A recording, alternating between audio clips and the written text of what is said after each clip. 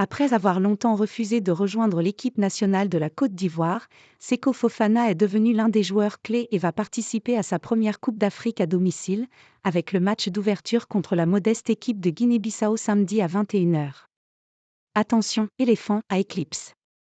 Après 2 périodes d'absence, 2019 à 2022 puis 2022 à 2023, le voilà revenu pour tenter d'accrocher une 3e étoile sur le maillot orange, après 1992 et 2015, et convaincre des supporters qui lui en veulent parfois.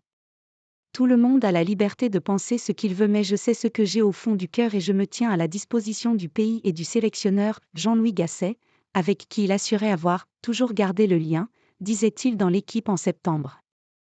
Je veux apporter de la joie dans le cœur des Ivoiriens, laisser une trace, ajoutait Seko Fofana. La carrière de l'ancien dynamiteur du milieu lensois en équipe nationale a pourtant connu bien des vicissitudes. Il privilégie Lens.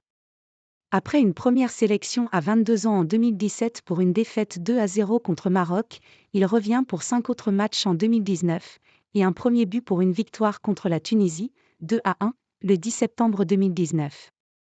Puis il disparaît, refuse de participer à la précédente CAN en 2022, préférant privilégier son club d'alors, Lens. Sa puissance manque à la Côte d'Ivoire, qui s'arrête dès les 8e de finale contre l'Égypte, 0-0, 5 TAB à 4.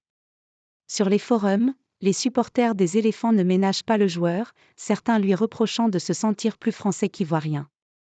Né à Paris, formé au Paris FC puis à Lorient, où Manchester City le recrute mais ne le fait pas jouer, il a connu les équipes de France des U16 aux U19 avant de choisir les éléphants. Jean-Claude Giontini, sélectionneur chez les U16 et 17, louait un joueur qui fait partie des garçons qui ne sont jamais résignés, fort d'une personnalité pour pouvoir gagner les matchs de niveau international. Il en a gagné 8 en 13 sélections, 5 buts, éparpillés sur cette saison. Fofana reprend le cours de son histoire tourmentée avec les éléphants à l'été 2022, quand Jean-Louis Gasset se rend à Rodez, Aveyron, France, où le RCL est en stage, et le convainc de revenir. J'aime mon pays.